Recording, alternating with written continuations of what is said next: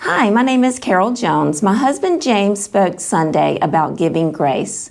This week, leading into Christmas, please read Luke chapters 1 and 2 on the birth of Christ. There are many applications of grace in these passages.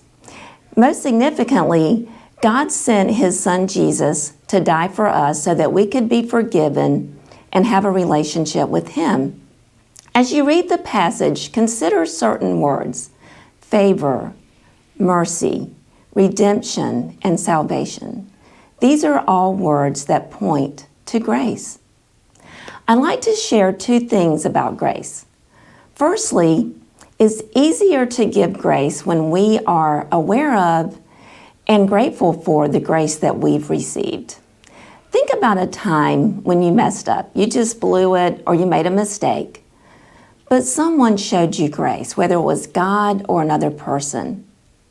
How did that make you feel?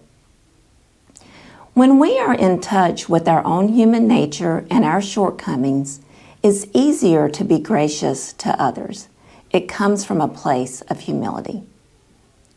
Secondly, as you reflect on Luke chapters 1 and 2, think about how grace was displayed and shown to individuals in the passage. Think about Zechariah and Elizabeth. They were a barren couple.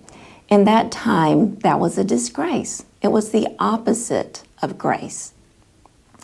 In Luke chapter 1:25, Elizabeth said, "The Lord has done this for me. In these days, He has shown His favor and taken away my disgrace among the people."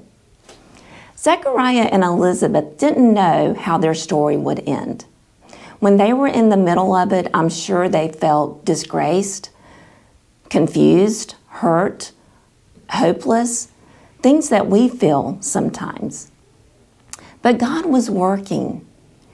Gabriel told them that they would experience joy and delight from their son, and that many people would rejoice over his birth.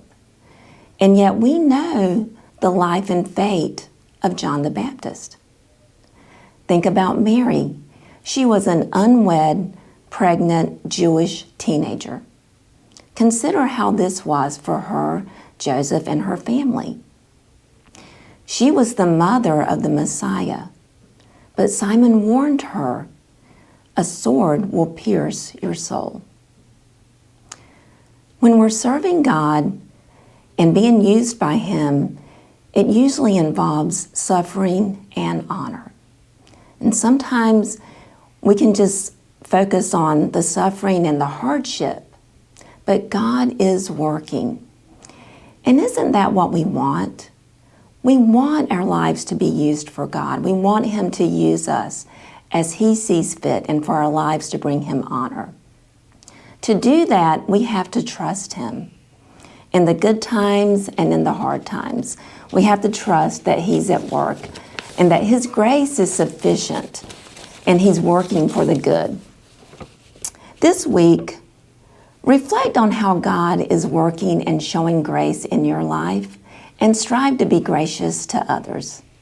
Merry Christmas to you all. May it be blessed and full of grace.